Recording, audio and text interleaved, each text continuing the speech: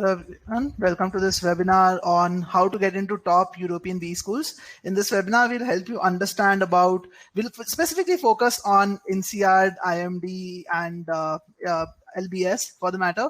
But let's quickly get a vote and understand if all of you guys can hear me loud and clear. So please respond to this poll if you're able to hear me properly. I would just want to make sure that my voice is audible to all of you. Okay, so I see some votes coming in.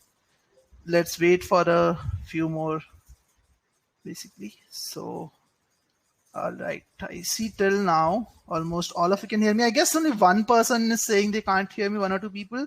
Just to make sure, if you want to change the vote now, if my voice is audible now, please change your vote. That way I will get to know that you guys can hear me. Great. So I see we already have about 94 people in the class. That's great, guys. So a warm welcome to all of you, depending on wherever you are. Good afternoon, good morning, or good evening to you.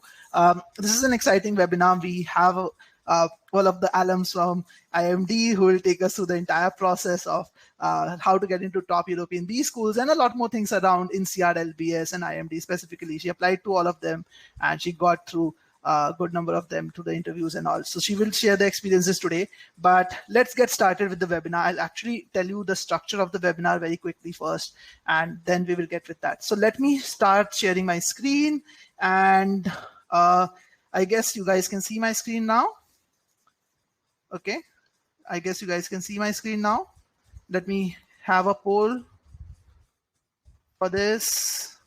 And this is going to be a very interactive webinar. In fact, we have came up with some new tools that we'll be using to hear your voice like more in depth, to see what kind of inputs you're seeking from the webinar and so on. But just quickly to see, you guys can see my screen, just a quick yes, no will do. I'm going to send a poll your way, guys. So I see some yeses in the chat, but just in this poll also, you guys can put your thoughts on. Great. It's great to see that all of you guys can hear me. Great, guys. So let's get started. So again, 3 sections to this webinar quickly. 2 minutes about who we are, like what is that we do at Gmat West, just to give you a quick overview of what is that we do. And then we get into the main part of the webinar where I'll invite Bhanupriya, who is the IMD alum, who will be our main host for the webinar. And she will be taking you through the entire discussion for about an hour approximately. And we will then open it up for a Q&A where we will actually have about 15 minutes time for the questions that you guys might have. Okay, so without any further ado, let's get started. So a quick overview about those of you who are hearing about Gmat Wiz for the first time. We are world's only truly personalized course. So we offer a truly personalized learning course for Gmat. Imagine it to be a very advanced, very intelligent platform that gives you a personalized touch with your study, a personalized study plan, which takes into account your scores, your skill level, your time availability, and creates a simple task list for every single week, which is adaptive in real time with real-time improvement modules. So imagine you are doing something from the course, and as you go through the course itself, the course realizes that you are better at this. So you don't need to go through the entire thing. You need to actually go through the more advanced concepts. Or let's say you are weak in certain things. So the course realizes that you probably need more improvement modules, more inputs on that area before you move on to a more advanced area. So based on that, in real time, your course structure will change. And you also get access to dedicated mentors when you take the complete package from us, when it's the combined quant plus verbal packages. You can speak with your mentors every 15 days by booking a call on their calendar. And this is where the mentors will help you understand whether you're progressing in the right direction. So no more worrying about after 2 months or 3 months that I'm not where I want to be. You guys can understand all of that. So Gmat Wiz helps you with your Gmat Prep as well as applications. And just to give you a sneak peek of what we do in the study plan. So it's a very personalized study plan. As you can see, this is just a snapshot of what is there on our website. So you can actually see the journey being planned in its entirety. Like you can see what you have to do in each day, each topic. You can actually click on the start button over here. So it's not like just for the showing purpose. You can actually click on the start button right here and get started with all this very, very quickly in the real time. So every journey, every single part of your journey is planned. You can move to the next months also to see how it is planned. And at any point of time, you can start those particular topics. Okay. And that's the best part of it. So the entire journey is planned. If you go to the weekly task view, you can see in the current week, what are the tasks assigned to you. And these are personalized tasks, the videos that you have to go through, the quizzes that you have to solve. So no more worrying about what do I do next? What do I do study the next day or the next week? Everything is planned for you. So you can click on the start button and actually get started right from here itself. So it's all integrated, a very different and a very unique way of learning. And as I said, every week when you log in for the first time, it will tell you how much of the last week's study plan you created or completed, and you can actually change your time availability every single week, which will allow you to create a new or a fresh study plan. Okay, so this is a quick overview about what is that we do at Gmat Viz. Yeah, in case you are interested, you guys, I'll share your link. This study plan is actually free of charge. You can create the study plan free of charge using the link which I'm going to provide you. And if you want to access the entire course, you can upgrade your account. But in the free trial, you will get access to 10% of the course. So this is the link to the free trial in case any of you want to actually go through the free trial or create a study plan, free study plan. You can use it, use this link to do so. And this is one of the biggest reasons why Gmat Viz has been Gmat Club's most effective course, especially when it comes to average score improvement. Our average score improvement as of last month stands at the highest level in the industry. You can see the average score improvement of some of our other courses available in the industry, and we are miles ahead of it. Okay, so that was about Gmat Viz. Let's get started with what you guys are here for.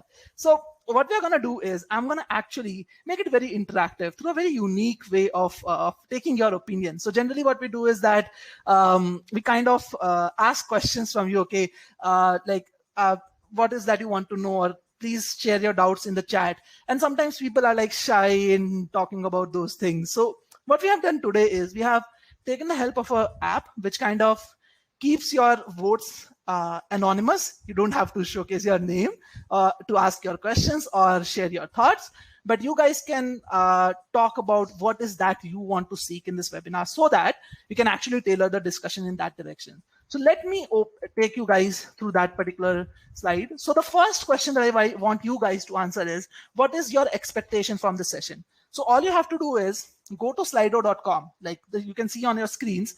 Go to the slido.com, just open this website on the browser or your mobile device. Okay, just open this website and enter this ID that you see, 930588, and you guys will be able to see this question. What is your expectation from the session? And I want you guys to tell us what is the expectation from the session. What is the thing that you want us to focus on today? Okay, so I'm gonna just ask you guys to start voting here, and we can see the live votes in that case on our screens itself. Okay, great. So we have the first vote with us, I guess. Okay, we have 2 votes now already. I'll wait for, so you guys have about, let's say 10 seconds, 10 odd seconds. Let's see what is the most popular one. Okay. It seems like how to get into the top European B schools is the most important question people care about. Nice. I have 28 votes. I have 140 people in the class today. Okay, I'll take a question from the poll. Harshvardhan is asking, do you have like a booster course for retakers? So yeah, Harshvardhan, we have helped retakers to get from a 700 to 740 within 15 days as well. So in case you want to look at something more personalized, like boosters like that, so you guys can get in touch with me to understand how we can do it. So I'm just sharing a link, Harsh, for you. Like this is a link to schedule a call directly with me. You can get in touch with me to discuss about your case. And I'll actually understand where you're lacking and accordingly help you build a personalized course for that. Okay, just once you can just vote in that Slido app. Yeah, that will be great because all the results will be collated in one place in that case. And that makes it very easy for us. Okay, I see 58 votes. That's great, guys. Great going. Okay, so still how to get into top European B schools is leading at 63%. Obviously, this was the title of the webinar as well. We expected this to happen. But a good number of you are also worried about how to decide which school to apply to. So don't worry, we have that covered as well. We will cover this at length.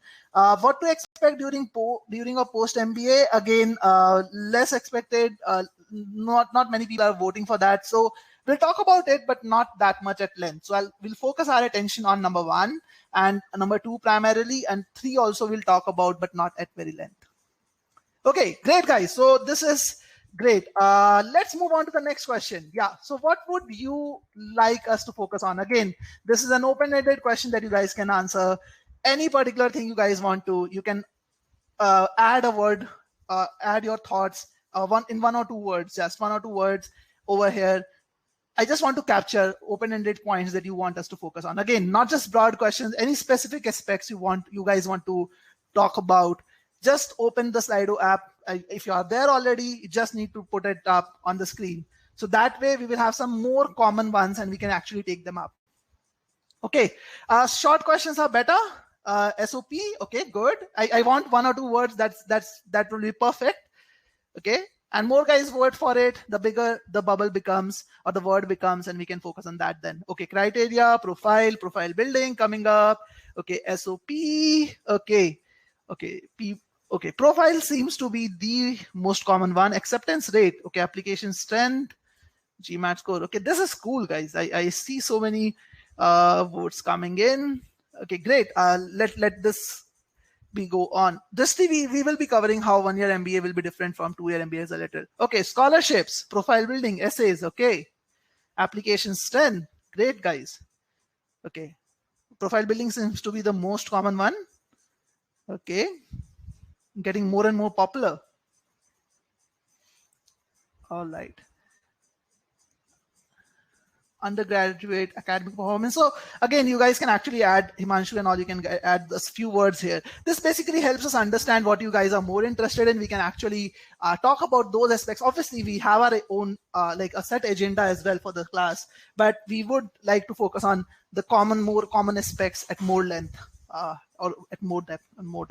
Okay, Anjali says, yes, I'm also looking at scholarship code.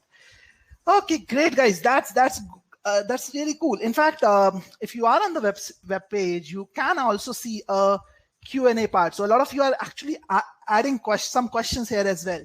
So if you have some questions, you can just go to the Q&A section on the Slido itself, slido.com itself, and add your questions there itself. That way, and others can actually upvote or downvote that question. So that way, what will happen is if there is a more important question, obviously we have just 15 minutes for Q&A, so we'll not be able to take all the questions, but I will request Bhanupriya to take up some important questions which get the most number of votes. So you guys can do that Q&A quickly, like add those questions in the Q&A. We would be more than happy to take them up. So Sai Charan, Anshit, please add those questions in the Q&A. Some of them will automatically take up, but if it is there in the Q&A, other people can upvote it, and the most popular ones will definitely be taken up by Bhanupriya.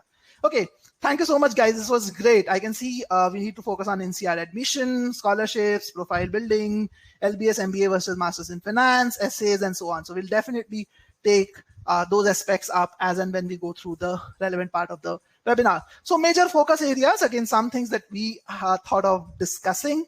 We'll talk about these things again, keeping in mind the main the main things that you guys asked us for. We will talk about those. So major focus areas would be a US MBA versus a European MBA. You can think of it as 1-year versus 2-year MBA. Choosing the right European school. A lot of you are interested in how to choose the right European school. There are so many schools out there. Which ones do I pick up? How to approach LBS, INSEAD, and IMD applications. We'll talk about all three. Bhanupriya has worked on all 3 applications, got interview invites from 3 colleges. So she will take us through this thing as well.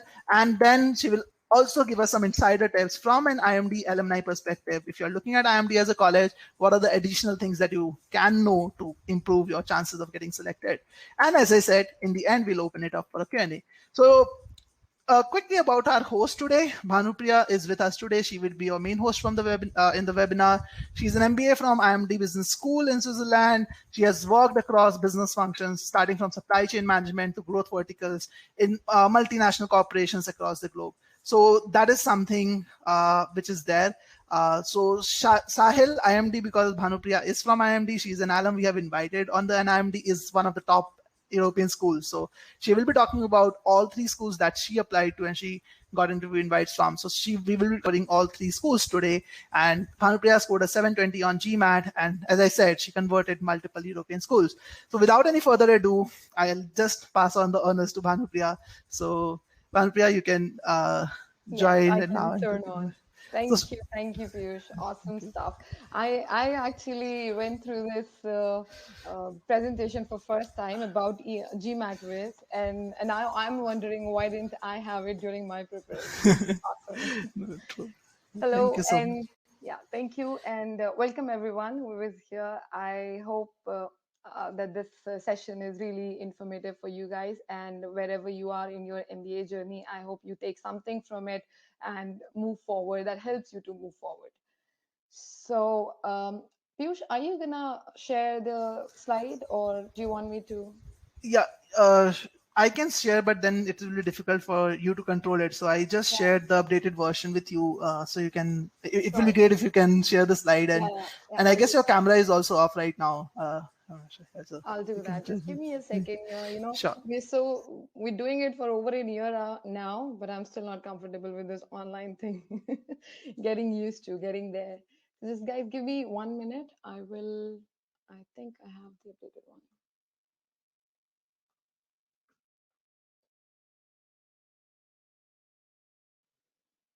So we guys are not speaking as of now, Shashank. So don't worry if the voice is low. So Bhanupriya is just setting up the presentation on her end, and you will be able to see the presentation shortly. So Yeah, don't worry about yeah, you're seeing a little bit of mismanagement here. it. That's okay. Yeah, just give us a second. And I don't know if I have the updated one yet.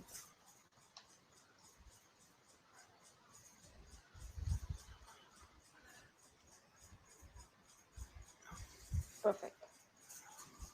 Great.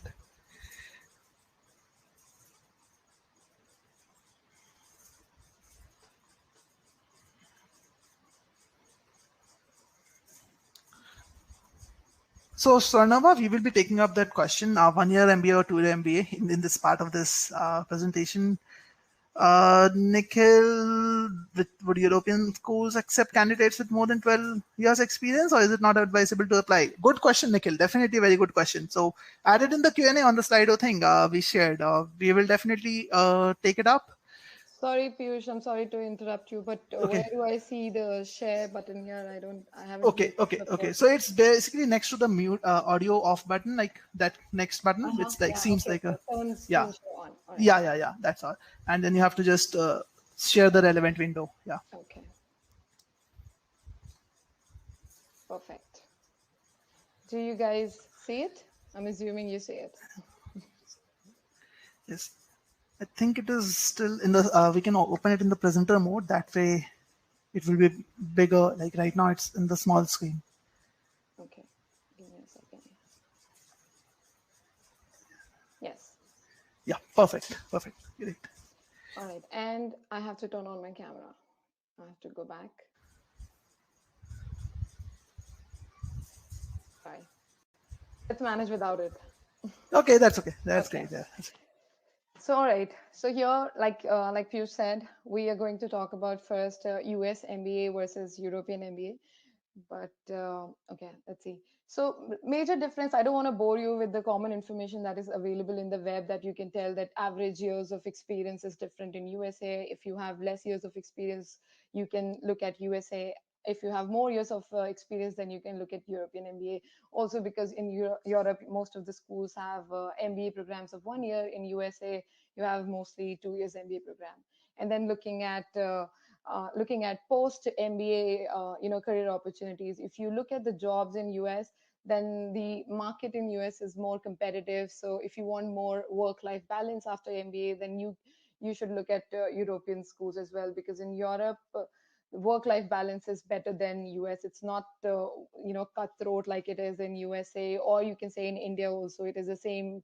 Work culture is more like late hours, something like that. So in Europe, that these kinds of things you will not experience. So if that's something in your list, then doing an MBA from Europe, it can be an option. And then third, like we said, it's 1 year versus 2 years. So how much time do you want to spend out of market and quickly finish it off and come back? So that's also another consideration why European schools, people prefer those schools. Moving on, choosing the right European schools. So how do you decide which European school? So generally, when I spoke to a lot of people who came to me to decide, come and ask me these questions. So they had the basic question, I've decided this place, I want to work in this place, and then let's see what schools are available there. Or some people will just look into the ranking and see that wherever it is, and let's look into the ranking. If it's a good school, let's get into it. So what do you think is the better approach? There's no right or wrong answer. It depends on an individual. Whether you want to settle in one particular country, then it's obviously better to work there, because then networking chances increase in that country, and job opportunities also increase in a way because you have experience living in that country for a time being. But it is also important that schools ranking, schools tag is also important, because it's a long term thing. It's not just short term thing that right after MBA you're getting a job in certain country, and then you are settled there. But in the long run, what that school is adding to your profile is also very important. So it's up to an individual, but personally, if you ask my opinion, I think one should always put focus. I mean, one should always put school in priority, then location. So look at the schools, look at your potential, and then target for the best school that you can reach to. And then location within Europe, it doesn't make much of a difference. In the beginning you might struggle finding a job in your preferred location, but eventually, if you have right tag of the school, right career opportunity, then eventually you can change locations easily. So if I have to recommend something, I would suggest candidates to focus on the school first, and then put the location secondary. And be it in Europe, be it in even Canada, be it in Singapore or anything, look at the school, look at its ranking, look at its presence in that particular geography, and then decide whether you want to go for it or not. So would you choose? We didn't put that, right? Hello, Piyush, we didn't. I put that option. So yeah, I see that most people are also looking at school. That's a really good thing to see, at least. Like generally, when I speak to students, I hear them saying, "Okay, I'm looking at France and the UK," Yeah. but it seems that people here are more conscious about the school, which is the right thing to do. So Okay. this is great. Perfect. Perfect. So as long as we don't have confusion there. So you will see that in Europe, if you're doing from Switzerland, if you're doing from France, so basically any school you do, some of the top schools, I'm not saying any school, some of the top schools as per FT ranking, as per other rankings, if you're doing from those schools, more or less all the employers that are visiting one school will visit other school as well. So you will basically get platform from any of these schools. So once you are into INSEAD or LBS or IMD, or let's say HEC, these schools, you will get platform. Every employer will visit every campus. And then it will come down to how employable you are. How do you perform during the interviews? And of course, it depends on the batch size also, and how many people are competing against you. So all these things will play a role here. But looking at that you are getting a platform and you're getting that opportunity to apply to these companies is important here. So we don't need to look into one ranking or two ranking, just that one place, two place. It does not make much of a difference, as long as you are into one of the top schools, or maybe top 5 or top 6 schools. Then you don't need to pressurize too much on, or kill yourself to just get into one school. You can, better would be just get into one school and any of these top 5, let's say, and then focus on your preparation, focus on your interviews, and focus on networking, and that will help you more in the long run. So you don't waste time in killing yourself throughout the Gmat also, and later on getting into your dream school or something. And I'm not telling anyone to like compromise any dream, but not to get obsessed over one particular school. As long as, so basically, what is our goal out of it? So let's keep focus on that. So our goal should be get a good degree, like good MBA from a good business school in Europe, and then eventually get a good job. So if any of these 5 schools can give you that opportunity, then it does not make much of a difference there. So here, looking at and also there is another thing that some schools are known for finance, some schools are known for consulting, and some schools are known for industry, so you can also decide depending on that. But having said that, it does not mean that these schools that are known for finance will not entertain students or candidates that are from different background. It doesn't mean that. It's just that they have finance focus, so a lot of employers will be from that industry, but there will be other employers as well. And once you're in that school, they will not be not be very particular about your background. They'll treat you very like on your leadership roles, on kind of the work you have done in whatever potential. So it doesn't mean that you worked in a multinational company or amazing role or designation, but it means that if you are able to show that wherever industry, whichever role you were at, if you had if you had shown that leadership quality, if you had shown the potential, so depending on that, you will be considered anyway.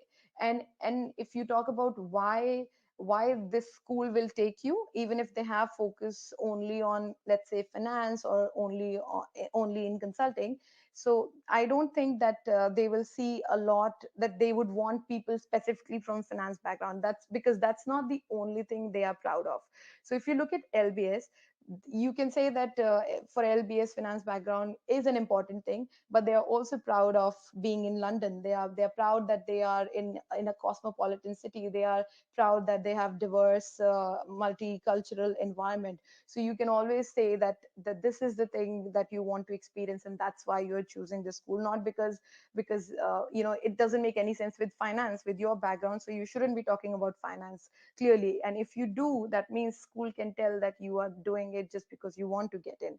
So being authentic here, being true to yourself, and finding out that perfect fit, even if you're applying to that school, and even if it does not match with your profile. And same with consulting. Even if you're not from consulting background, and you know that INSEAD is known for consulting, but doesn't mean that if you're coming from some other background, you don't have a chance. You can talk about other things that INSEAD is proud of.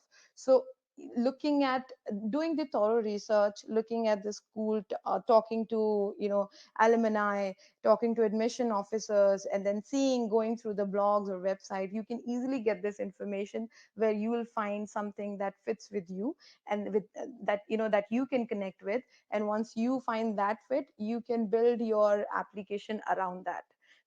I mean, you can use that information that is out there, but only thing that you need to do is do that research, put some efforts reading about the school, and not just copy pasting things that you're doing for one school, or doing what everyone's suggesting, like finance, then find something about finance if you want to apply to LBS. Not like that. You don't have I have I don't have anything to do with finance. I have a very traditional background. I am a chemical engineer. I had an experience of I worked in an oil and gas company. I worked in supply chain, and I worked in engineering, like hardcore engineering design, for 4 years. So you can tell that I don't have that the kind of profile that business school would love to get in. But that's what, like, finding that thing that can explain that you have the potential even though you don't have that experience is good enough. And being authentic, being true, and not just like I said before, I don't want to repeat it, but it's really important that you don't just copy paste anything that school wants to hear. It's about what really makes sense to your profile. That is important. And same with the general management and industry. There are some schools that are known for this thing, but that doesn't mean that these schools don't have opportunity for people who want to get into consulting. In these schools also, this is about, you can say, for IMD. So IMD is known for having around 70% of students go back to industry. But all the MBBs, McKinsey, Bain, BCG, these companies also visit campus. They also give you an opportunity to apply to that. But the difference is that the candidates are not from that industry. Maybe candidates are not interested to go to consulting, because consulting is also not for everyone. A lot of people don't want to get into this because they have huge number of years of experience. They have 10 years of experience, and they expect more, so they don't want to go as a consultant in consulting firms. So that's the difference there. But if you want to get into consulting, you can still have that platform from those schools. So I think it's pretty clear here. and we can move. I can always, like Piyush said earlier, you can go to Slido. You have, if you have any specific question, type your question there. In the end, whatever time we have, we will try to take as much questions as we can, and I can answer specific questions as well. And just to give you guys the link of this, I'm just gonna post the link on the top. I think they would, like, in case you want to, you have actually not remembered the ID of Yeah, Slido.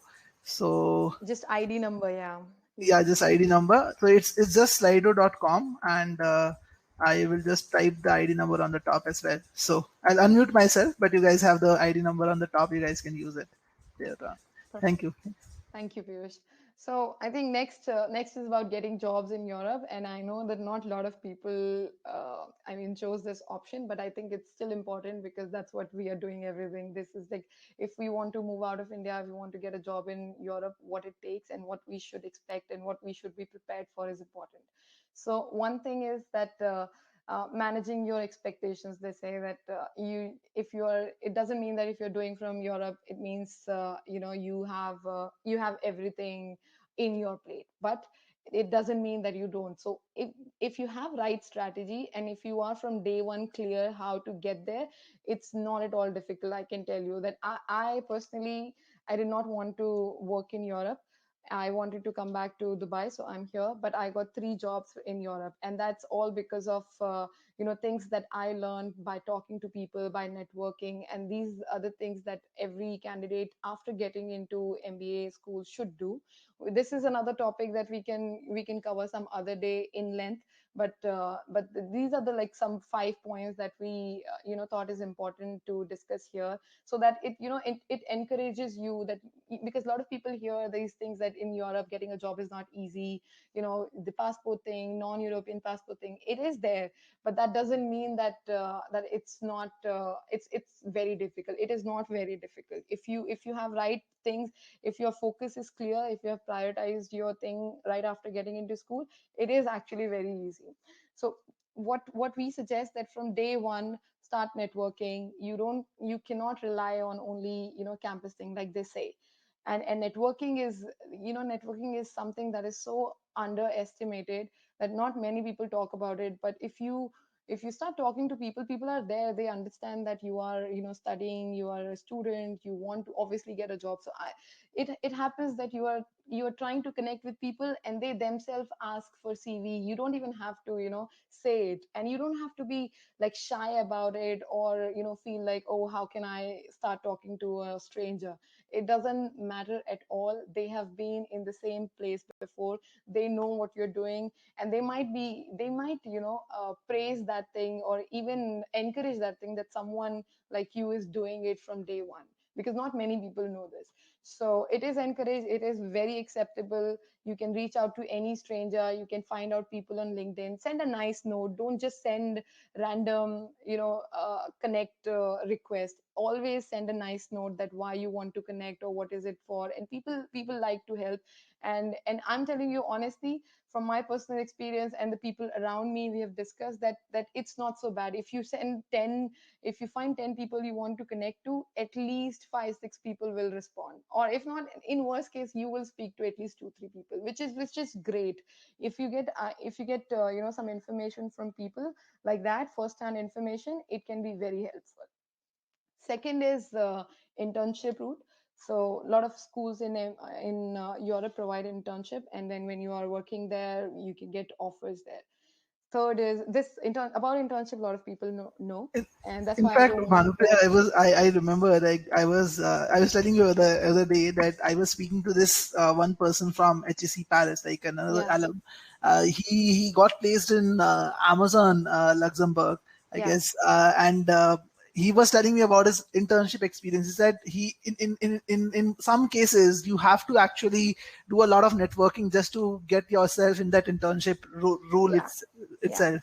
yeah, So he told that there was an alum who came from Amazon, I guess, for a talk, and he kind of did a lot of research about the roles that Yeah, Amazon offers on campus, and then yeah, talked about it a little, when he talked about with the alum after the session was over, and then they caught up maybe one or two times. And generally in India, we feel like a little weird, as you were yes. saying, that I how know. can we Yeah, reach out to that person? yeah, exactly. And I think if you start, you are shy, everyone is shy in the beginning, but you do it to two, three people, and then you get so used to, you become a pro that you're not even shy, and you will feel some people who won't respond, but you don't feel bad about it because in the end, you're getting good results, and that's what matters.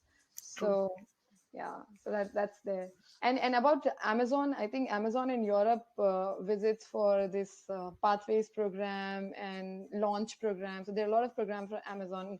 Getting a job in Amazon is like fallback option in Europe. I'm telling you, like, Okay, yeah, okay. it's like a fallback option. So people aim for, and this is like these companies visit campus. And why I'm saying fallback option, because with networking you don't even have to rely on campus placement. In Hmm. fact, off campus with networking you can get a better job than what you can get from campus. I know, like in my batch, like on campus, of course you get great opportunities. People, like a lot of companies came with great roles, but I know many best offers were taken were I mean people got it off campus through networking. Okay. So this is something, even if you are so sure that on campus you can get it, and even if you get it, I still encourage people to do that, because you never know that off campus there might be better opportunities Hmm. that you True. can get. So True. yeah, that's there. And then preparing well for on-campus recruitment. This is, again, I say that it's a fallback option, that on-campus recruitment, not that one should rely on this. I'm saying that you don't want this. You want better than that, and you deserve better than that. So do it, do your networking, find out good jobs aligned with your profile, aligned with your passion.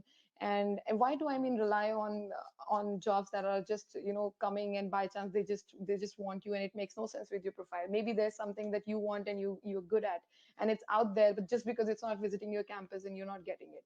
So that shouldn't be the case. You should still look off campus, and there are a lot of great roles outside. Fourth is this perseverance thing, that a lot of people, when they don't get a job on campus and off campus also for some reason, but they still get help from school, or from some startups, they can get the internship roles. And they basically, if they are prepared and if they want to stay in Europe so bad, it is not a big deal. Like I said earlier, in within a year you can get a job, or even after completing your MBA you can stay there for 2-3 months. You can continue your job search. Of course, it will take a little bit of money that you need to keep it for that reason. But people have done it. It's nothing. I mean, once you're in school you will figure that out. I'm only saying that so that you're not discouraged with this fact that you hear that about the jobs in Europe, so that you are encouraged to do it, because it is better than not doing it any day, or doing it from anywhere else, or compromising for money. I mean, in the long run, it is the best investment that you can do.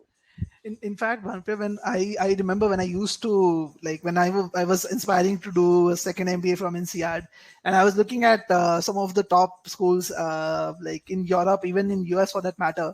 I've always found the statistic being reported that, okay, this many percentage of people were placed within 3 months, this many Yeah, percentage of people were placed within yeah, 6 months, and I yeah, always used to scratch my head, why within 3 months and why within 6 months. It sometimes kind of felt like, okay, so it's like I don't get a job right after completing the MBA, and that's yeah. kind of an expectation that sometimes we have, an Yes. unrealistic expectation that we have in Yes, many that's cases. that's that's the expectation we develop in India, because there's no such thing as off-campus thing, right? If you're not placed on campus, then kind of It's a bad thing.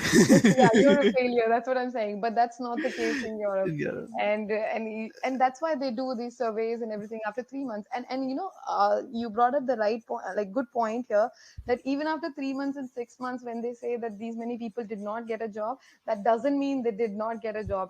It can also mean that they got They did an not report. offer. Yeah, no, I mean, reporting is also one point, but it can also mean that they got a job but they didn't accept it because they wanted something else. So Okay. and that's also because in Europe people are very, like I said, work life balance and very passionate, and we only want to do what we are good at, and not like, us Indians. I'm sorry, I'm generalizing here, but I feel like, we Indians are like, we need to, whatever is available, we need to make the best out of it. And True. I don't know anything like passion or something. I don't even know what my passion is, honestly. So I mean, if I'm getting good money, if the brand is good, if I'm getting good job, it's good enough for me. I can do anything. That was my attitude. But I have met people in Europe who are like, no, I don't want to do this job. Good money, good brand, and everything, but it's not a fit. I don't understand that, but there is such thing. And truly it makes a lot of sense, and in fact, because what I've seen, in fact, and this is something which I've experienced from a lot of people.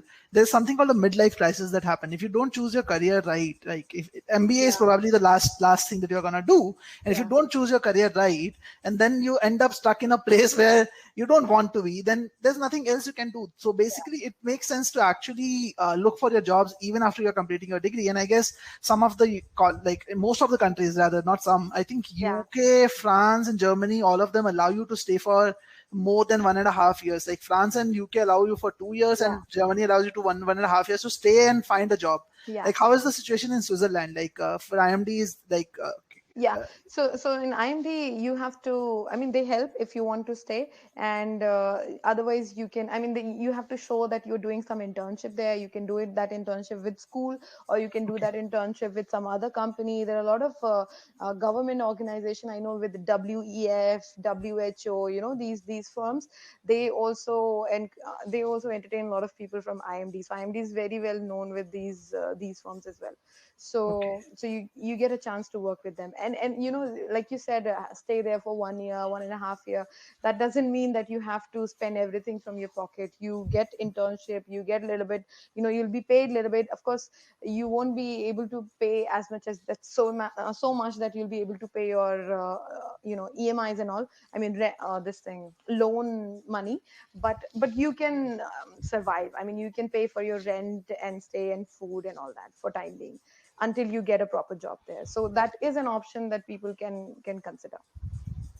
and and I think, like, whatever it is, even if it is y- I mean, it's when you say, it seems like, yeah, saying is easy, but I still feel that in the long run, it is this is a big investment, and a good investment. You'll get a great returns out of it. Even in the short term, you'll have some hardships that you need to be prepared for, but in the long run, it's awesome. It's the best thing that you can do.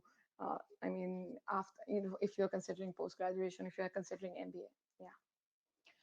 So let's move on. Yeah, this fifth point, because I added, because I wanted to be honest here, that this is also something that you will experience. That in the admission, some companies will come and they will say that these are open only for non-European, European candidates, and not for non-European candidates. But these are not many. There are few. But just to be realistic here, and to let you know that that it doesn't come as a surprise to you guys, that it's normal because And of a lot the of people are also asking about this language requirement, that do I need to really learn a local language? And we were discussing this Yeah, I think we case have it yesterday. covered later on. Do I we? think we Like, removed the slide, I guess, you did. yesterday. Okay. Sure, sure. So about language, it's about, do you, yeah, it's about getting jobs, right? So, so yeah, language is, I don't, if you know already, that's amazing. But if you don't know, and if you're preparing for GMAT and preparing for your admission, then this is not the time, this is not the best use of your time. I don't think it's that important. There you will see that a lot of job description, they will just, in the end, there'll be one line, German is required, French is required, but that doesn't mean that it's a hard requirement. Sometimes I know personally, a lot of my batchmates, they went through interview process, they got job without knowing any knowledge, I know, without having this language knowledge. One person who was Russian, even English was not that good. You can tell, Russian, in speaking English in that Russian accent, and no other, like, German, French, or anything. And he got through PwC in Zurich office. So, So and that's also because of networking. That PwC did not visit campus, And this year.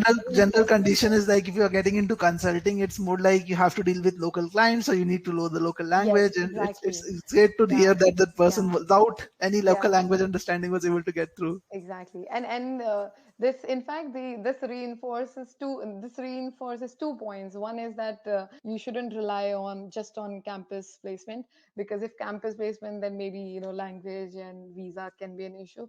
But see, outside with networking, he got through. And I'm telling you that if you are getting this idea that he might be some big shot or he might be genius or something, he was extremely ordinary guy, and you cannot. I mean, I have worked with him. It was nothing extraordinary. He was normal, like you and I, or like any one of us, and he cracked it with networking. So that's the power of networking. Okay. Did I answer the question about language? Does that answer, Yes, I, Piyush? Yeah, that's fine, yeah. right? So yeah, so that if you don't know it already, then don't waste time on that. Focus on your applications, focus on your GMAT. I think these two things are most important if you're planning on applying to next year, batch. And let's have we covered co-curricular later on, or should I talk about that also? Yeah. Co-curricular, I guess we have it covered as part of the applications. Yes, I Okay. think. Okay. Okay.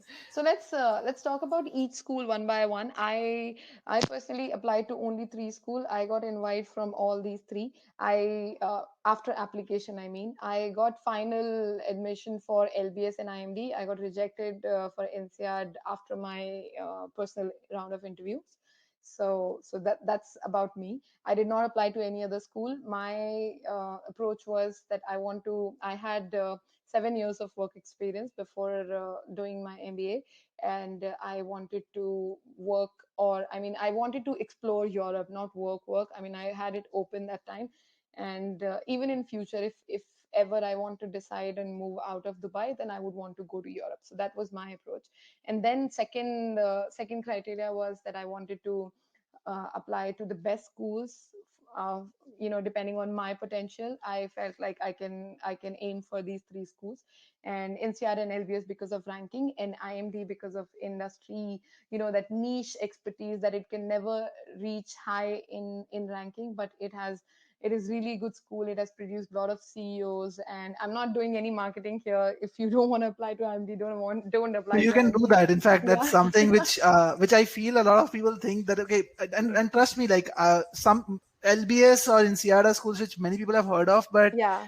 some people think that okay, even there was someone who was saying why is IMD Why covered IMD? today? Yeah. Exactly. Okay. So Okay. yeah, So I will tell you, actually, I had same opinion because I was also going through FT ranking and everything. I said, yeah, INSEAD LBS finished, that's it. And I was so confident that I can crack these schools, that IMD I also didn't want to consider. But my husband, he knows a lot of people. He is a product marketing head in a perfume company, and he knows personally, like his batchmate is from IMD. So this is very niche school, not very much into everyone's eye, and it was established by Nestle in Switzerland, and one more company, two three major companies, that was specifically designed as a leadership course for executives. So even now till date, it's not, IMD is not relying on MBA for money, money, or revenues, but it's basically known for its leadership course for senior management. So a lot of big firms, their CEOs are getting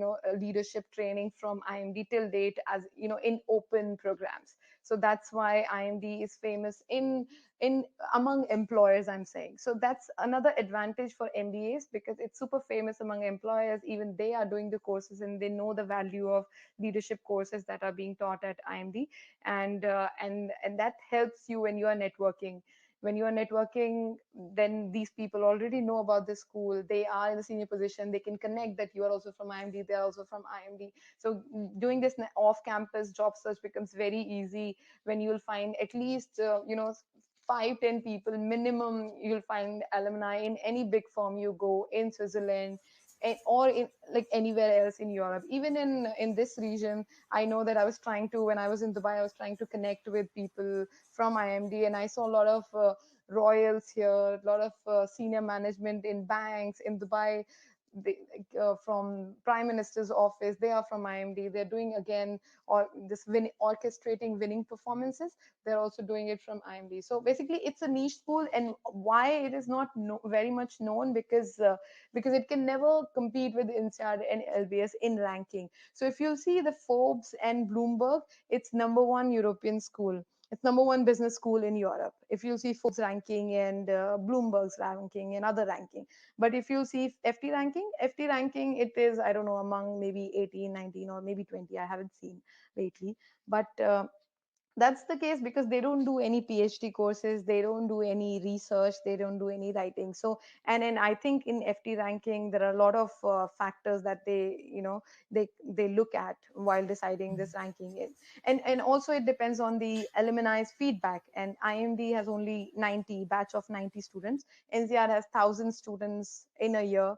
IMD produces only 90 MBA graduate in a year. They have only one intake. They're very specific about who they take. They don't care about GMAT that much.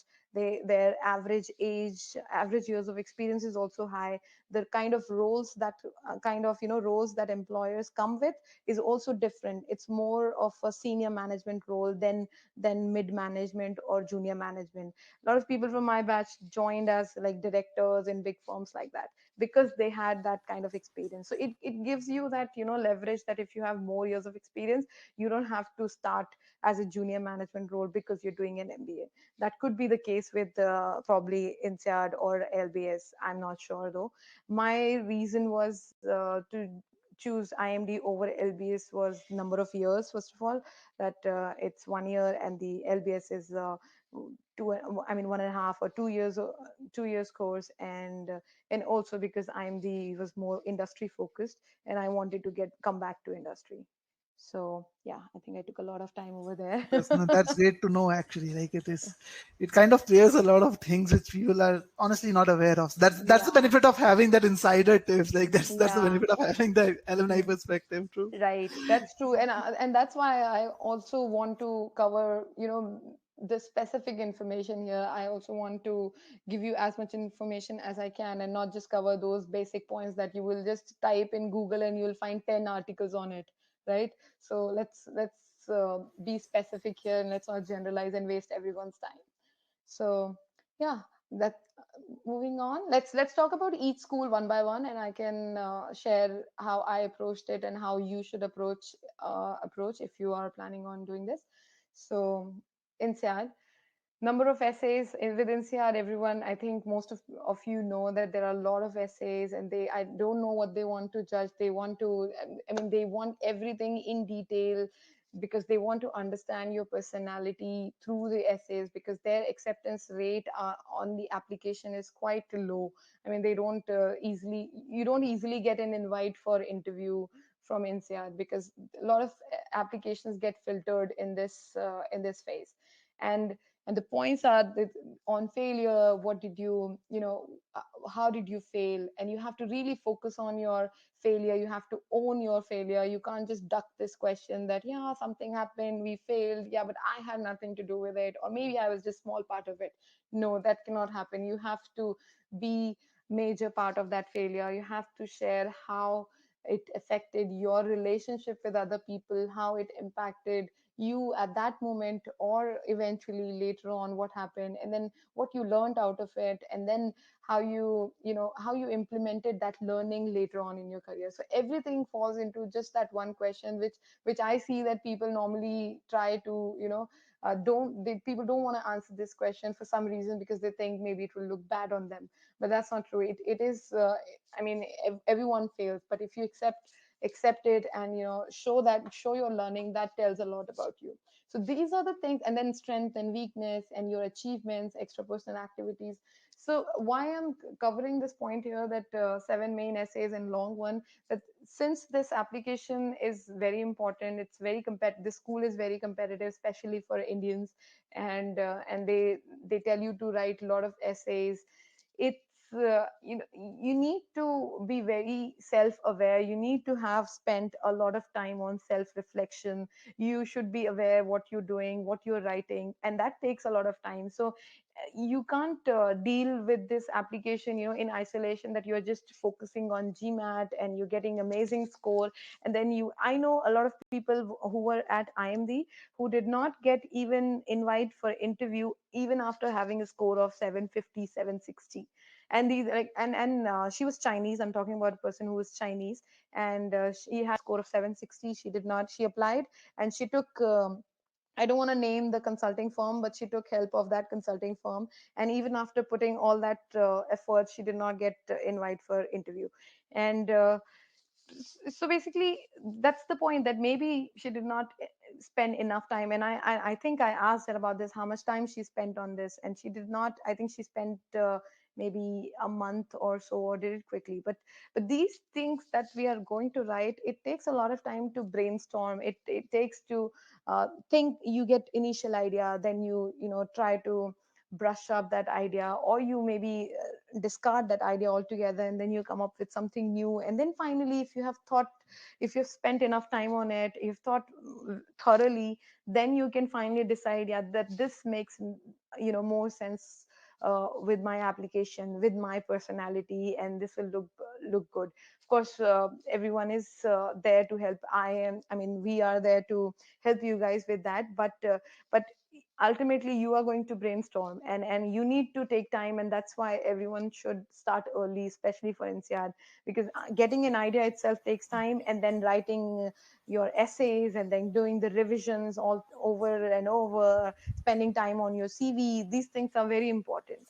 And you can do it in parallel with your GMAT thing, because while just commuting to work, sitting, having tea, or just having morning whatever breakfast or something, your mind is still working. You can think about, if you have few questions in your mind. I'm sorry, Piyush, were you trying to say something?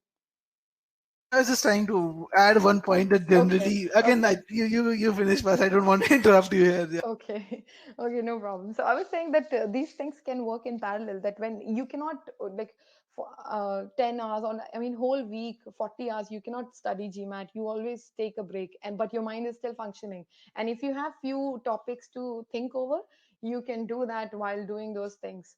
And that is really good use of your time, and not to just leave everything for the end. So I think everyone should not, like 80/20 they say, like spend, if you're preparing, I don't know at which phase you are in your MBA journey, but if you are preparing for GMAT right now, or if you're almost there, then you can spend 80/20, or maybe 70/30, that 70% of your time on GMAT score, and then 30% on these things, just brainstorming, writing it down, whatever thoughts are coming in mind, and trying to build a strong and streamline your story, so that when you have your GMAT score, things will be a lot easier. When you are going to write down essays, then you have concrete, that content is already there, and you just need to polish it, note it down, and submit. So that's one advice that I can give. Piyush, do you want to add something? Yes, just one thing from my side is that like very similar to what like Bhanupriya is saying. I generally am a very structured person when it comes to planning things. So I kind of always have things planned. So when I was looking at doing my second MBA, I went to like the target schools that were there on my list, and I could literally dig in for dig in through the entire website to kind of see what is the alignment between what the school is offering, what I want to achieve. And even I interacted with a lot of adcoms. I did not interact with NCR. I was a little scared with the adcom interaction there, but I interacted with the other ones. One thing which I did not do was I did not even like I looked at few other schools essays and I had an idea that okay, there are two or three essays that I'm going to prepare myself for. But one big mistake that I did was I did not even open the NCR application to see how many essays were there. And then I knew that okay, there are so many essays that I have to actually write, and these are long essays, guys, not like 100-word short answer type questions. You have to write proper essays, and they want a clarity of thought. It's not like you can just write about, as Bhanupriya was saying, that you have to take out the learnings from each essay. They are looking at your persona in depth.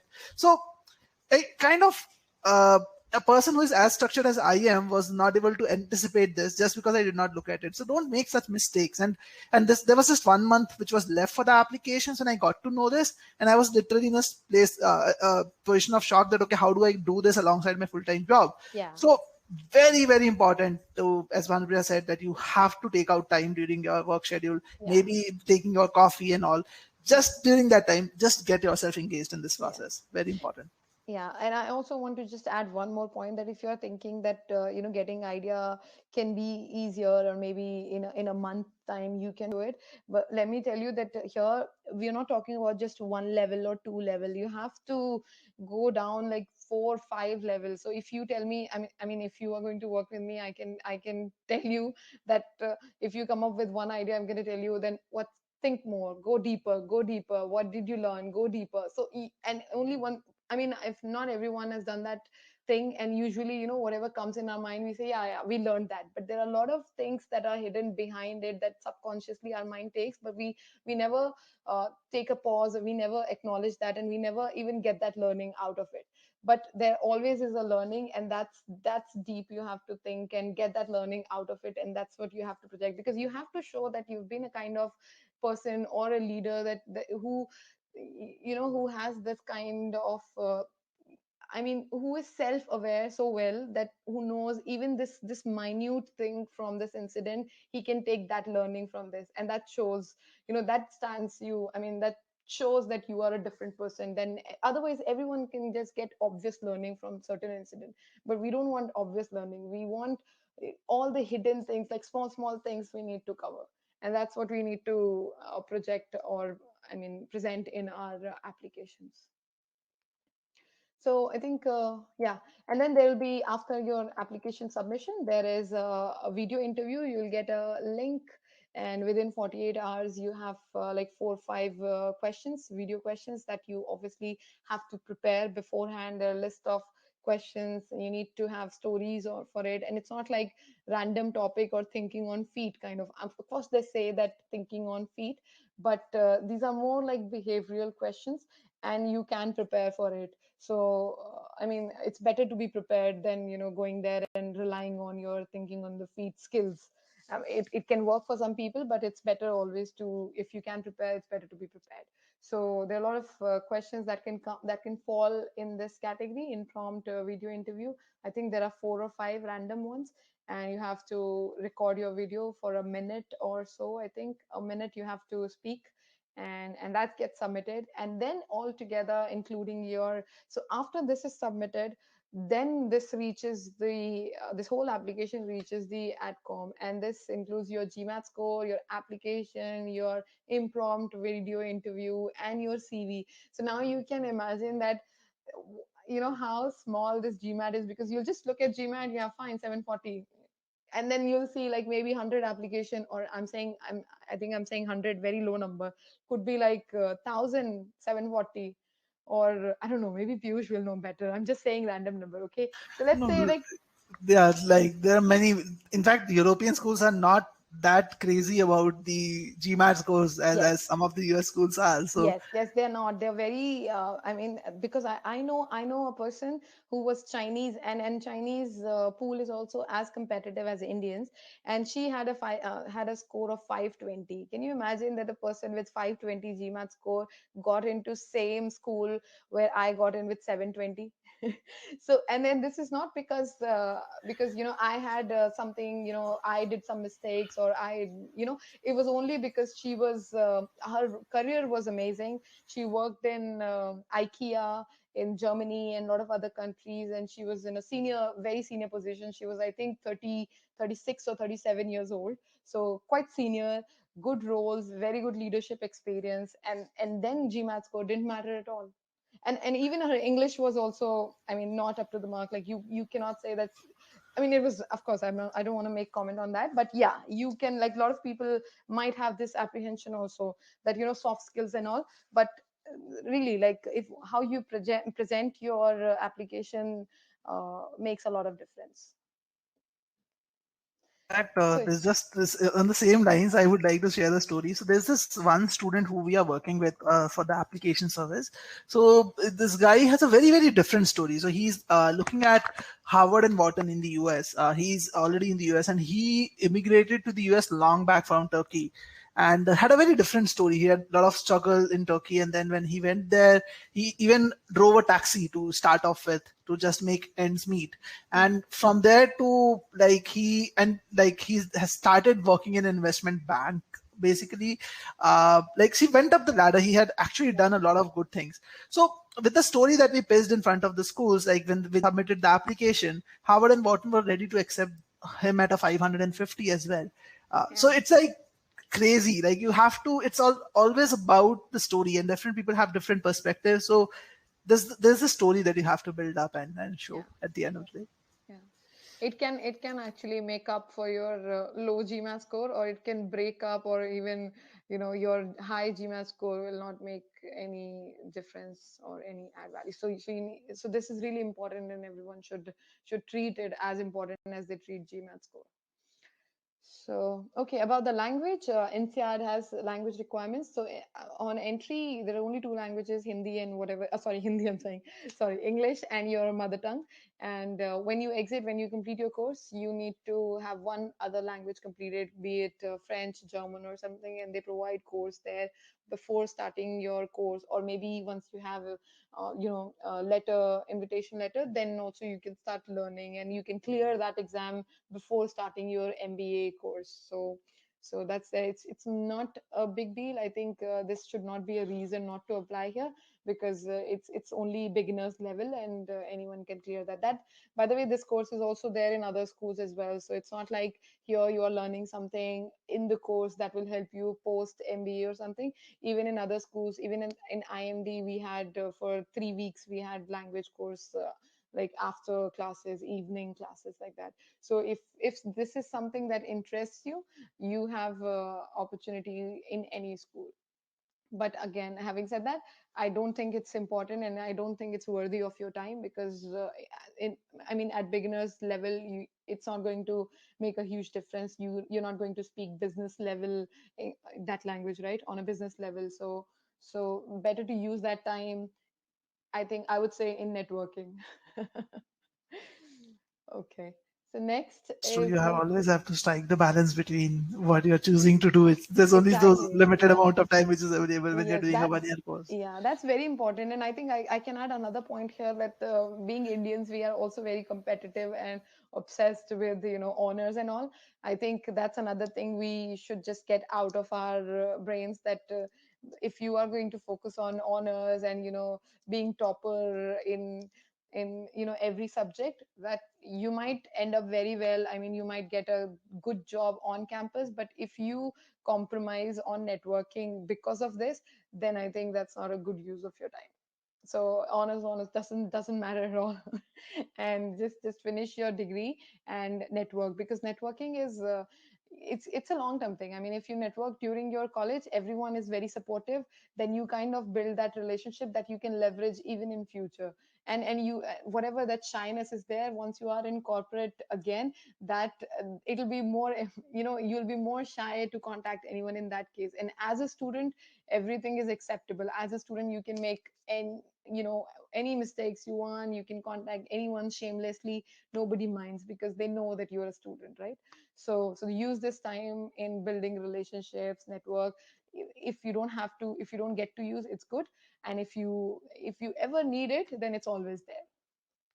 So yeah, additional tips, yeah, let's start your application early. Like I said, you have to brainstorm very well. You have to reflect, spend enough time on reflection, and then write essays thoroughly.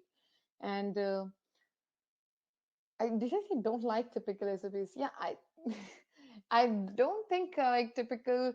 I, I don't know what to say on this. I mean, I honestly think that yes, sustainability, environmental impact, and social impact. These are the things that developed nations are worried about at the moment, and they take it very seriously. Like, I can say that we had a subject, and subject's name was business and society, and all we had to do in that session was like talk about what businesses can do for the society. And we spent, I don't know how many sessions on that. To me, as an Indian, it felt like what a waste of time. But for Europeans, it was like amazing topic. They used to talk a lot about sustainability, and for me, it was obviously, I mean, everyone talks about it, like sustainability makes sense, and you talk what is good for environment, how businesses can help it from a business perspective. Maybe it doesn't make sense, but they like that kind of thing because that's trending, and not just trending, because that's where world is moving. Actually, it's going to be an important topic in coming few years, and if we don't start thinking about it right now, then I don't know, then maybe businesses will be late, and a lot of companies that are taking initiatives in this field are actually leading the industry. So I mean, as a leader, everyone should be aware of it, where the industry is moving, and from the business perspective also, it makes sense if you are leading in anything, right? So that these things are important. And if you can, I mean, you don't have to build your application around it, but it's okay to show that you are aware of it, and then that you also care about these things. So wherever you can fit that, it's fine. But I don't know how you will completely build application around it. But yeah, knowing about it, and knowing what is going on in business, what is trending, is a good thing. You can use it anywhere. And I think adcoms will like it, that you are aware of what is going on in the business world, or in the planet in general. So I think that's enough for NCR, and we can move on to LBS. I'll take the specific question, like I said, in the end. And for LBS, there's only one essay. So here, like as you can see, that there's not much adcom can get about you. Just that I think the essay is around what is your post MBA career aspiration, and how do you plan on achieving that, uh, based on your previous experience and after getting MBA from LBS. So that's one essay, basically why MBA thing, and one optional essay to explain anything that you feel like they should know. And that's it. In the essay part, it's just one essay, so you need to be, again, reflection part is just one thing, and that same reflection is needed for NCR also, for LBS also. But here what becomes critical is that there's not much you can see, you can show to stand out. So based on your Gmat score, based on your essay, how you write, and I think resume also becomes very critical here, that what how you have written your resume. And I also want to point out here that resume does not mean that good resume doesn't mean that you have worked in like good not good, like, I mean, multinational companies, or amazing designation or something. Designation and company name matters. I'm not saying that it doesn't matter, but it is not everything. It depends on what you have done in that company, and how you write it in the essay, and how a person who is not from your industry, how this person is taking that essay. So maybe, like, my resume is full of technical jargons. For me, it can be a huge thing.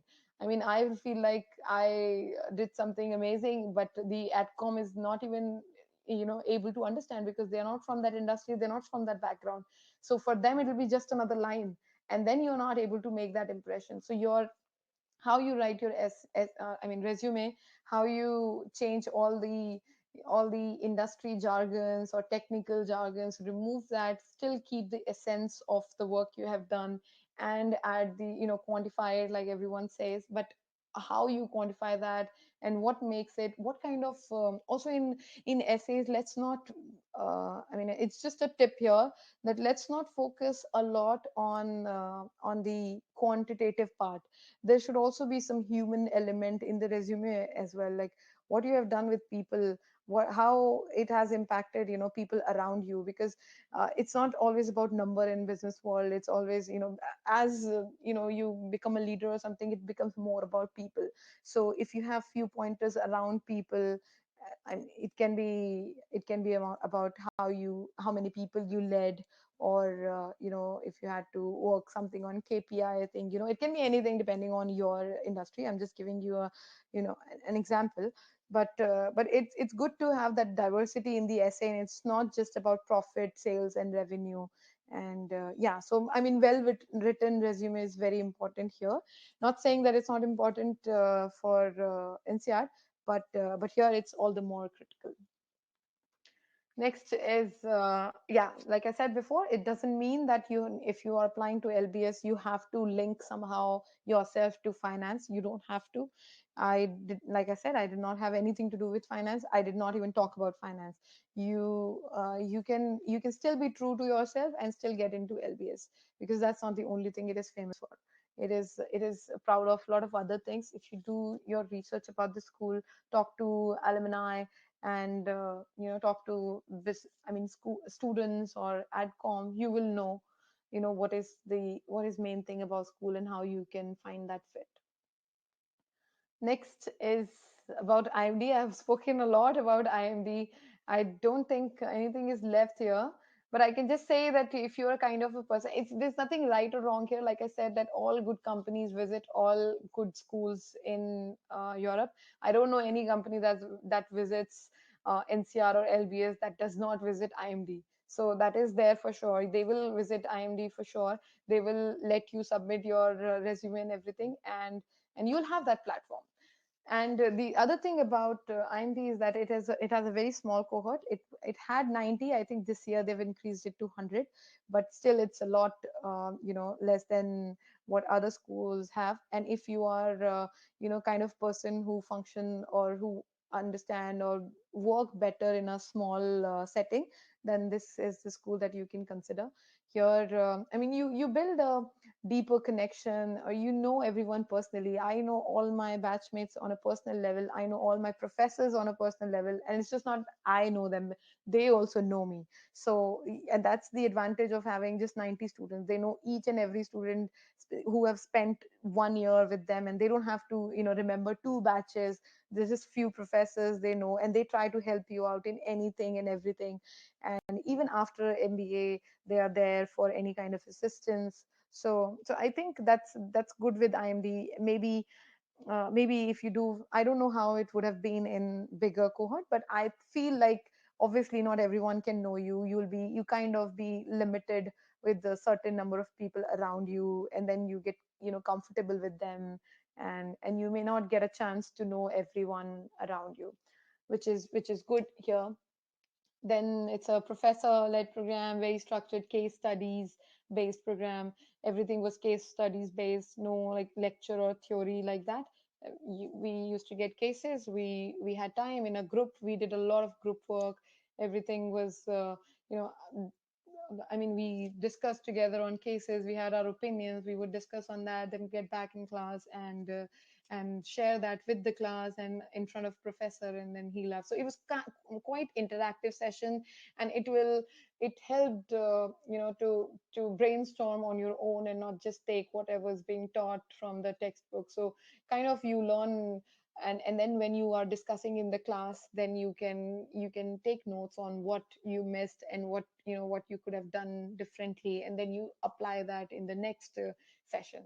So that was like it. And it's a very good school if you want to work in Switzerland, Austria, Germany, these countries, because IMD is very well known. But I would say that IMD is known in Europe. It's not like just because you don't know, employers don't know. So they know it very well, and maybe if you do a little bit of research about it, you will also know about it.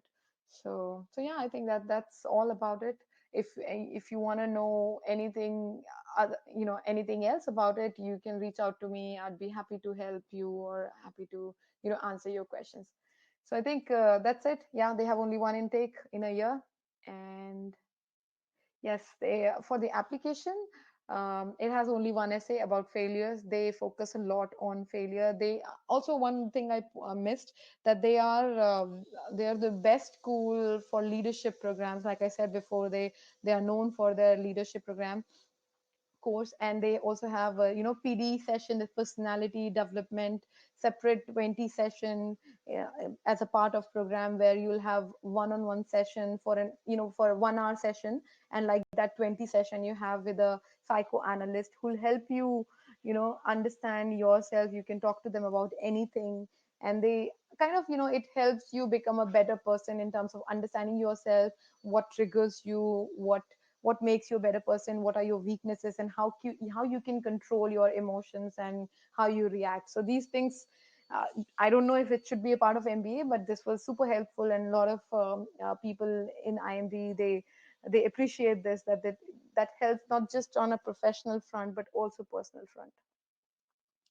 So yeah, this is about essay and post MBA career goals. This is about application that you need to. They ask about post MBA career goals, which has to be realistic and achievable. And I think this applies to every school. When they say what are your post MBA career goals, it has to be realistic and it has to be achievable, because nobody wants you to see, you know.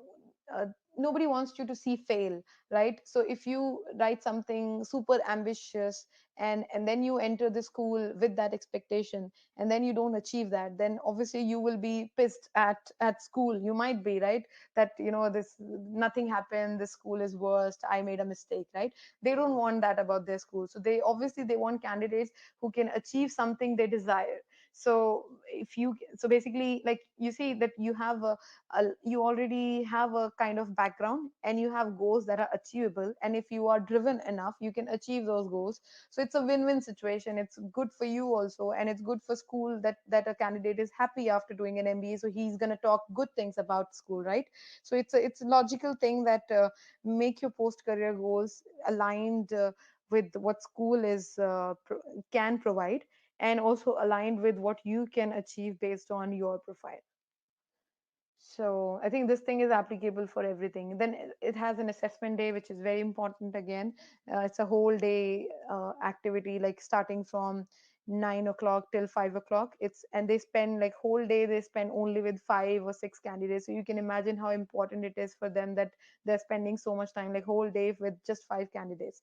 So they take your personal interviews, they do a lot of case interviews, just to understand the logic. Nothing extraordinary. I wouldn't say it's super difficult, but just to understand the approach and how structured this person is. It is done in individual level also, and a group setting as well. And then they have a lot of group tasks that I cannot talk about because of confidential reasons. But yeah, these are interesting fun tasks. You will even, you will forget that you are in an assessment, but they are judging you. And but it's a fun game things. And I don't know what they're getting out of it, but I'm sure it's something to do with leadership things, how you work in team, how you react to uncertainty, how you behave when things are not clear, things that are required in a leader. So those things they judge that if you have a potential or not. So that's it about IMD. We can talk about it, of course, in detail. Like I said, for IMD, anything as an LM, I'm available for anyone who wants to know anything more about it. And now this is the time for your questions. I think I can share my screen Yes. now. I guess that would be good. Okay. So I'll Go quickly ahead. just give me 1 second. I'm gonna show the questions. Yeah. So I was actually looking at I thought everyone will ask about the application. The first one will be about the applications, but surprisingly, it's about the Gmat. So I thought, Yeah. let me share the screen and take it up, and that way, like you will also get a little bit of rest, because I see you have been speaking continuously for a stretch now. So, Thank you. That's so, okay. and so I'll just mute let me myself. take up this one, the first Yeah. one, and then we'll come to the other ones. In the meantime, if you guys want to add any other question or report, you can still do this. We are happy to, like, if any other questions come up here. So we'll be happy to take that up. So getting started with the first one. Isn't it too late to start preparing for GMAT and making it through round one? Trust me, very important question. I get this question asked every single year. Um, See, I understand that round one increases the chances of getting a scholarship slightly than round two, but in my personal opinion, and I'm pretty sure Bhanupriya will also have a similar opinion as I have, that it's more about when are you able to submit your application in a very airtight and strong fashion. If that is round two, you should apply in round two. If that is round one, you should apply in round one. In fact, I have one more student of mine who already has a 740 on GMAT, applied to a few schools, got rejected in a few of them.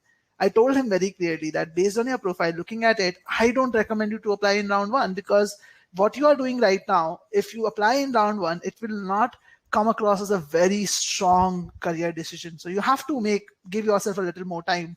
And if you apply in round two with the same score, you will be able to have a better candidature. So again, not to say that it is too late for GMAT, but round one versus round two, the right and way to understand it, which round works better for you, is what you have to look at. Even if you're looking at round one and you're actually starting your GMAT prep now, we have had many students in the past who have done their prep, started their preps from scratch. Okay, and I'm saying from scratch, and they have been able to complete their prep within 2 months, got a 700 plus on Gmat within 2 months, just using our platform. There are cases like that. So what I'm saying is that, again, for European schools, if you have a 700, they're more than happy in general with the scores, 700, 720 kind of a number. So it's all about how you go about doing this. So I'm just sharing a link to a student's story. You can actually watch this. Okay, he actually shares how he was able to achieve that. So it's not really late. It's all about what you do with this time that you have with you. Okay, so make sure you do it right. And if you use our platform, which is the Gmat Viz platform, it is a very personalized course that it offers. And the reason why students are able to achieve this is just because of that. It does not ask you to go through everything. It asks you to go through the things that you are weak at. So if you are weak at something, it will ask you to go through it. If you are strong at something, it will reduce the content over there. It will not ask you to put in that effort. So because of this precision thought process and precision state of mind, that kind of learning that you get is amazing. And it took us about an entire year to develop the technology that I'm talking about over here. So you can reach out to us. More than happy to help you. In fact, we have started a crash course also very recently to actually direct it towards people who are looking at this short-term program for just round one application. So you can look at this crash course. This is a very unique program. You can check that out later on the screen. Okay, so let's take the second question. And this one is for you, Bhanupriya. How is LBS compared to SAID and Judge? So yeah, you did not apply to SAID Sure. and Judge, but No, yeah. I did not. Yeah, I can tell you why. I think because of ranking, like I said, LBS and INSEAD were among, top schools in Europe. So I did not apply to SAID and Judge at that time. And I think difference, but I did look at these schools earlier.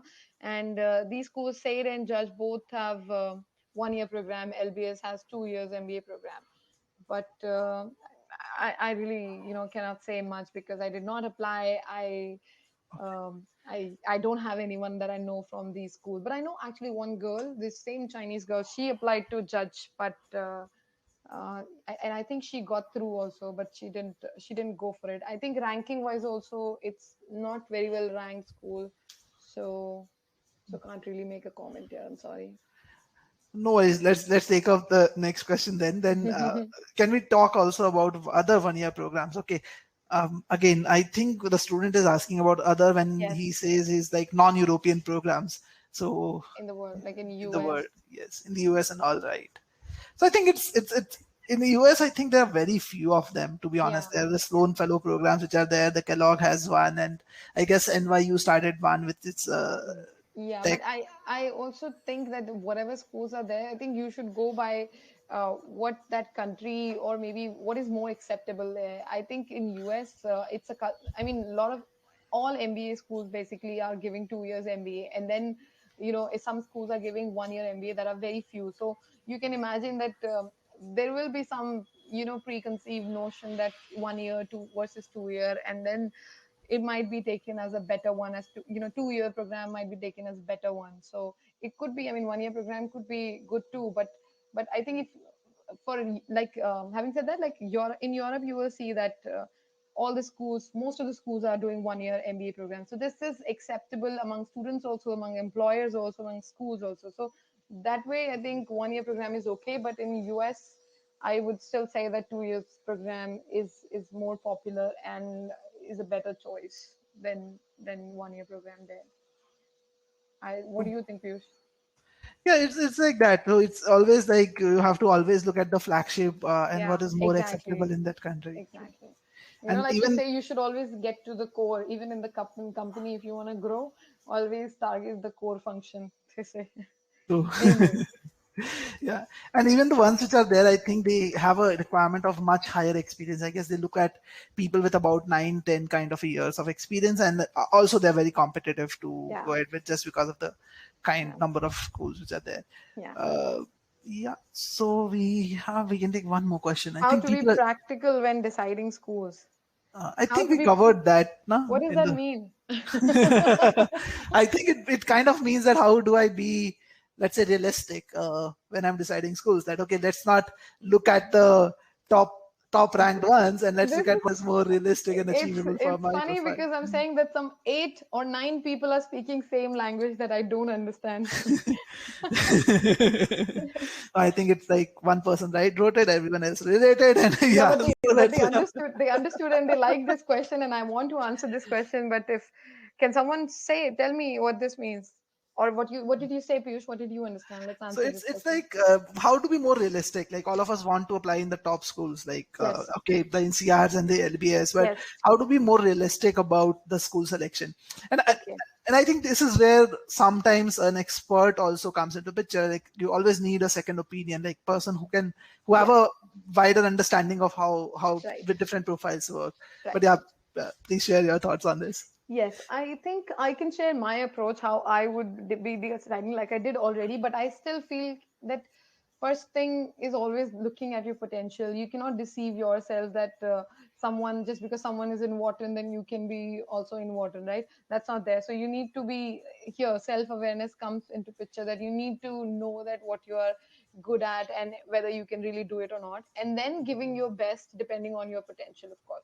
So if so before I start, I just want to say this thing, that it's any day better than not doing it. So doing it from any school in Europe is better than not doing it at all, or staying at home, or staying at home, as in if you want to get out of India or work outside or something, then it's any day better than doing it. Because think about those tools that we discussed before about the networking and all these things. No matter where you go, you can still use this, and these are very powerful tools that are in your control. So starting from your potential, understanding what you can get depending on your profile, depending on your GMAT score, and then depending on that, then shortlisting the schools that are more or less accepting, that those ranks and that kind of those GMAT score and that kind of profile. And then you can keep, like usually say, that some dream school and then some safe schools and some fallback options, and then apply to those schools, and let's hope for the best and then do it. And once you are in the school, then do all those things that we discussed, because once if you are doing that, there is no way, I mean, no one can stop you from getting a job in Europe if that's what you really want. So I think, yeah, that would be my suggestion or recommendation. That's great. I think we can take the last question. Okay. Not the NCR. Should we take the NCR one or the sustainability one, whichever you want to take up?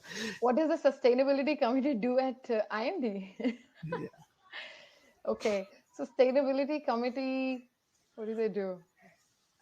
Yeah, so they right now, I think IMD is very pro, sustainability thing, and they, like I said, they have subjects on that, and the sustainability committee's job is to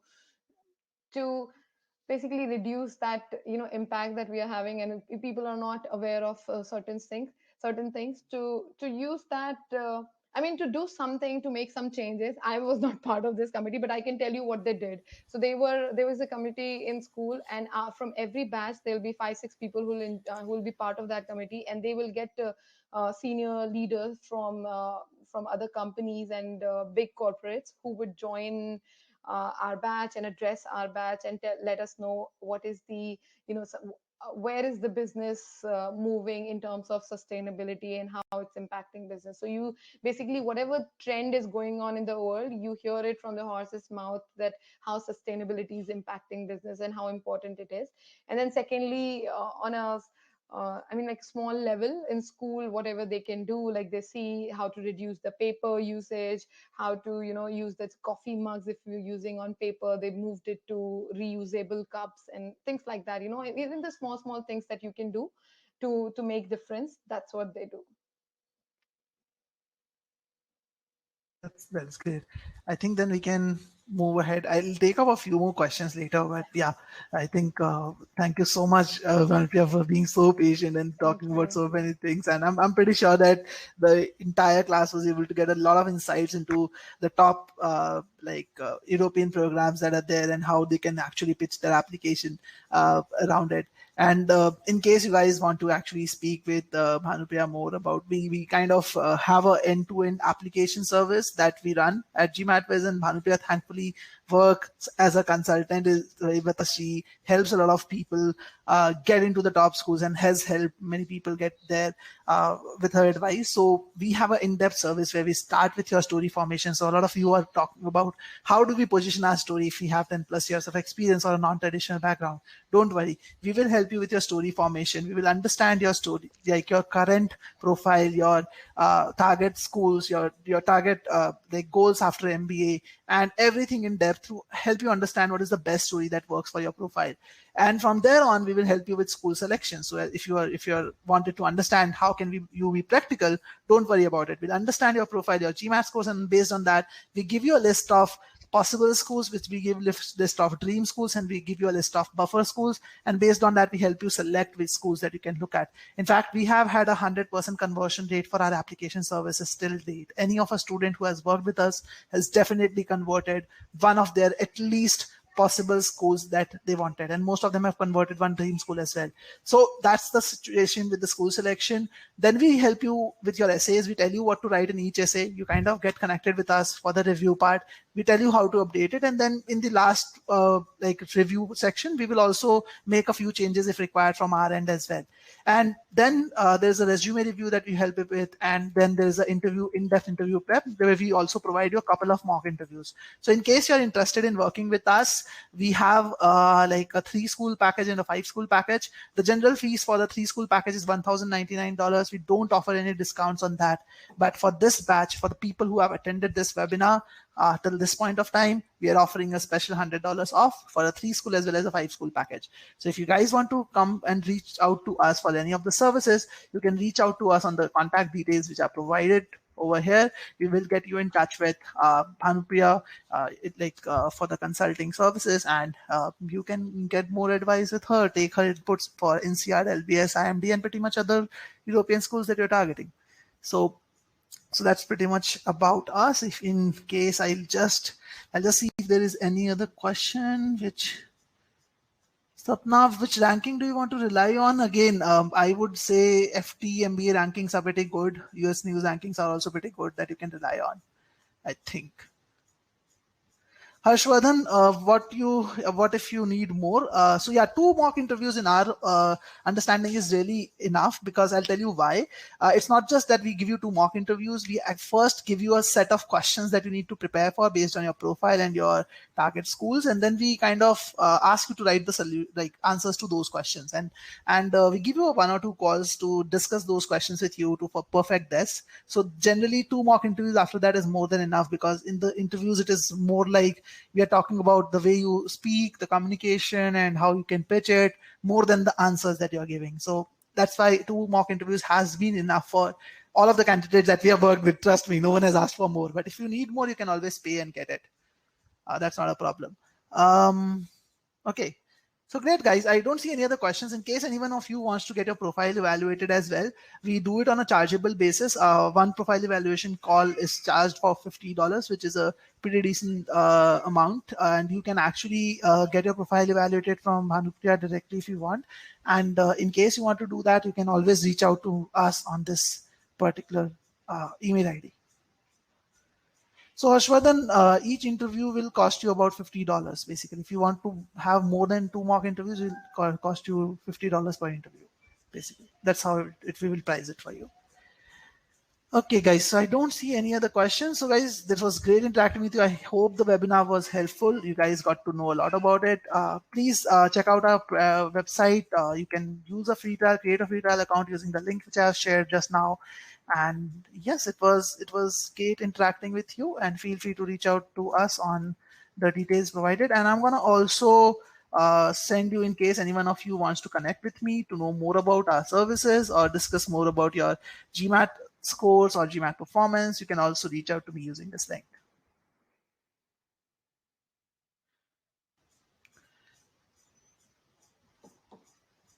Okay. So Rohan, you get an idea about which schools you can target, but exact schools that you should target depend on your GMAT score also. Harshvardhan, to avail the discount, you need to just shoot an email on support@gmatwest.com, and we will send you that link. Thank you so much, Karthik. Happy to help.